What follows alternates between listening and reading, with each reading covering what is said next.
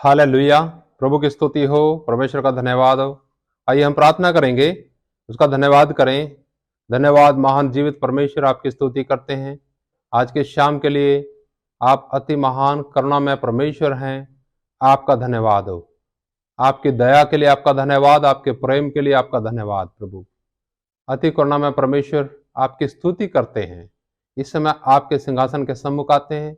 हम आपसे निवेदन करते हैं प्रभु, हमें अपने स्वर्गीय सामर्थ्य से भरें। जितने लोग आज आपकी वाणी सुनते हैं प्रभु, अपने वचन के द्वारा हर एक से बातचीत करें, ताकि हर एक व्यक्ति जो सुनते हैं सबका कल्याण हो, उनका उद्धार हो और आप में बढ़ने पाए। प्यारे परमेश्वर, जो भी कठिनाइयां हैं, परेशानियां हैं, समस्याएं, मुसीबतें हैं विश्वासियों के जीवनों के अंदर, प्रभु हम जानते हैं वो भलाइयों को उत्पन्न करेंगी, लेकिन विश्वासियों के जीवन में इस बात का प्रकाशन भी आने पाए कि कष्ट, मुसीबत, समस्या हमारे जीवन के लिए भलाई उत्पन्न करती है। प्रभु धन्यवाद सारी बातों के लिए। सारी बातें आपके हाथ में सौंपते हैं, आप ही संभालें, सहायता कीजिए प्रभु। धन्यवाद के साथ ये प्रार्थना प्रभु यीशु के नाम से मांगते हैं, आमीन। एक स्थाई एक अंतरा गाएंगे भजन का, और हम सभी भजन सीख भी सकते हैं। पीछे यीशु के चलूंगा, चाहे दुख में रास्ता हो, वादी और पहाड़ मैदान में अगर मुझे जाना हो। पीछे यीशु के चलूंगा, चाहे दुख में रास्ता हो, वादी और पहाड़ मैदान में अगर मुझे जाना हो। फिर भी खुशी से चलूंगा, जहां जाए उसके कदम। फिर भी खुशी से चलूंगा, जहां जाए उसके कदम। जानता हूं कि यही रास्ता जाएगा यरूशलेम।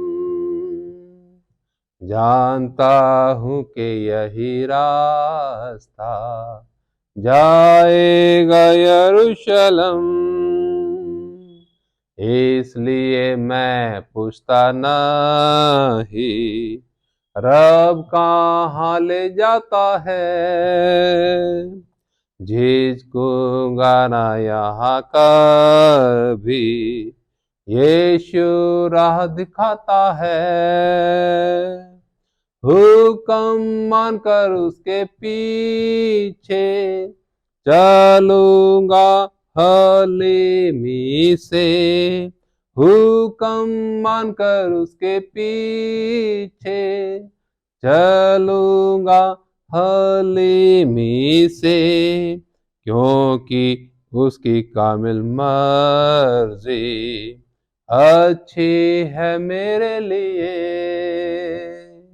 क्योंकि उसकी कामिल मर्जी अच्छी है मेरे लिए।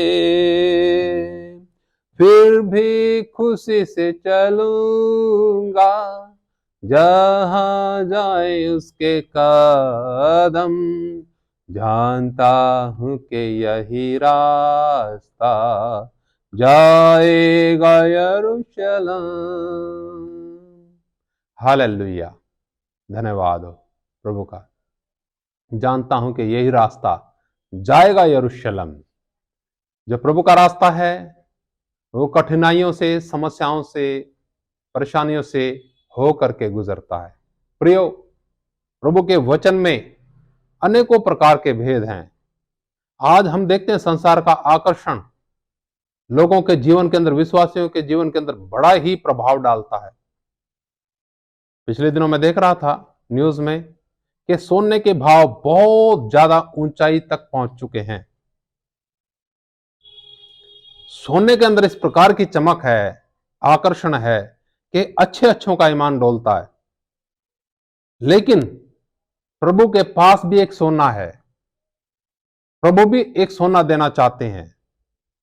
उसके विषय में हम देखेंगे प्रभु के वचन में, प्रकाशित वाक्य और उसका 3 अध्याय और मैं आपके लिए पढ़ना चाहूंगा 18 वचन। यहां लिखा, इसीलिए मैं तुझे सम्मति देता हूं कि आग में ताया हुआ सोना मुझसे मोल ले कि तू धनी हो जाए, और श्वेत वस्त्र ले ले कि पहनकर तुझे अपने नंगेपन की लज्जा ना हो, और अपनी आंखों में लगाने के लिए सुरमा ले ले कि तू देखने लगे। प्रभु का धन्यवाद। यहां पर साफ लिखा है, इसलिए मैं तुझे सम्मति देता हूं कि आग में ताया हुआ सोना मुझसे मोल ले। हालेलुया। प्रियो, एक सोना है जो आग में ताया हुआ है। प्रभु कहता है, मैं तुझे सलाह देता हूं कि आग में ताया हुआ सोना मुझसे मोल ले। लेकिन उससे पहले अगर हम पढ़ेंगे 17 वचन में लिखा, तू कहता तो है कि मैं धनी हूं और धनवान हो गया हूं और मुझे किसी वस्तु की घटी नहीं, और यह नहीं जानता कि तू अभागा और तुच्छ और कंगाल और अंधा और नंगा है। यह कलीसिया के लिए, लौदीकिया की कलीसिया के लिए कुल्हाड़ा है। अपने आप को समझते थे बहुत ज्यादा धनवान, अपने आप को समझते थे बहुत ज्यादा ज्ञानवान, दूसरों को वस्त्र पहनाते थे लेकिन खुद ही नंगे थे। प्रियो, यहां पर इस वचन को समझने के लिए हमें अधिक समय की आवश्यकता पड़ती है, लेकिन YouTube पे वीडियो ज्यादा लंबा बन जाएगा, इसलिए हम थोड़ा और दूसरी जगह से भी देखेंगे।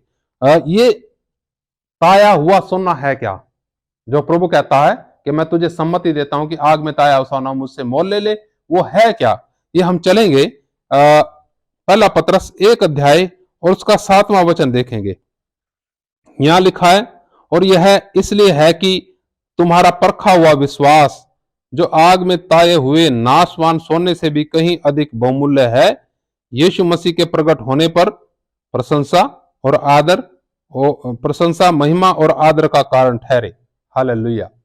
यहां स्पष्ट होता है कि हमारा जो विश्वास है, अगर वो दुखों से, कष्टों से, मुसीबतों से होकर के गुजरता है, तो आग में ताए हुए सोने से भी अधिक बहुमूल्य है।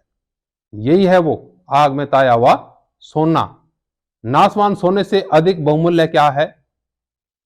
हमारा वो विश्वास जिसके कारण हम उद्धार प्राप्त करते हैं। लेकिन वो विश्वास जब तक के कष्टों में से, जब तक के समस्याओं में से, जब तक के परेशानियों में से ना गुजरे, तब तक वो विश्वास विश्वास नहीं है। इसलिए तो साफ लिखा है यहां पर कि, इसलिए लिखा, और यह इसलिए है कि तुम्हारा परखा हुआ विश्वास, जो आग में ताए हुए सोने से, नाशवान सोने से भी अधिक बहुमूल्य है। यानी विश्वास परखा जाएगा। जो विश्वास करते हैं हम लोग, उस विश्वास की परख होती है किसके द्वारा? तंगी के द्वारा, समस्याओं के द्वारा। लोग उल्हाना देंगे, ताना देंगे, लोग बोलेंगे यही सत्संग मिला, और कोई सत्संग नहीं मिला, और कोई नाम नहीं मिला, और कोई प्रार्थना नहीं मिली, सिर्फ यीशु के पीछे चलना जरूरी है। बहुत सी बातें करेंगे, लोग बोलेंगे ये नहीं होगा तुम्हारा, वो नहीं होगा, बहुत सी समस्याएं सामने लेकर के आएंगे। लेकिन सर्वशक्तिमान परमेश्वर उन लोगों के साथ साथ है जो कष्टों में, मुसीबतों में, बदनामी में भी प्रभु से मुंह नहीं मोड़ते, प्रभु के विश्वास में अटल बने रहते हैं। हालेलुया। देखिए वचन के अंदर क्या लिखा है। प्रभु यीशु मसीह जी मत्ती का सुसमाचार, और उसका जो है मत्ती का सुसमाचार, उसका 5 अध्याय और उसका 11 वचन में, 5 के 11 में लिखा है, धन्य हो तुम जब मनुष्य मेरे कारण तुम्हारी निंदा करे और सताए और झूठ बोल बोल कर तुम्हारे विरोध में सब प्रकार की बुरी बातें कहे, तब आनंदित और मगन होना, क्योंकि तुम्हारे लिए स्वर्ग में बड़ा प्रतिफल है। इसलिए कि उन्होंने उन भविष्यद्वक्ताओं को जो तुमसे पहले थे इसी रीति से सताया था। हालेलुया। प्रियो, उन लोगों के लिए जिन लोगों का विश्वास परखा गया, समस्याओं के द्वारा, कठिनाइयों के द्वारा, मुसीबतों के द्वारा, तानों के द्वारा, कंगाली के द्वारा, संकट के द्वारा, भूखमरी के द्वारा, नंगाई के द्वारा, जोखिम के द्वारा परखा गया जिनका विश्वास, वो नाशवान सोना जो दुनिया जिसके ऊपर इतराती है, उससे भी कहीं बहुमूल्य है। प्रभु कहता, आनंदित होना जब लोग तुम्हें सताएं मेरे नाम के कारण। जब तुम्हारे जीवन के अंदर समस्याएं आए, आंधी आए, तूफान आए, प्रियो आपके साथ सर्वशक्तिमान परमेश्वर है, कभी भी नाश होने नहीं देगा, कभी आपको निराश होने नहीं देगा। शैतान लेके आएगा निराशा। अगर आपकी आशा प्रभु है तो निराशा कैसी, आ ही नहीं सकती जीवन के अंदर। परमेश्वर आप सबको इन वचनों का प्रकाशन दे और इस प्रकार से प्रकाशन दे के आपके जीवन का अंग बन जाएं। इनके द्वारा आपको सामर्थ्य मिले और आप हर एक परेशानियों में आनंद के साथ प्रभु की महिमा करने पाए। आइए हम प्रार्थना करेंगे। महान जीवित परमेश्वर, आपके चरणों में आते हैं एक बार फिर, आपका शुक्रिया करते हैं आपकी भलाइयों के लिए।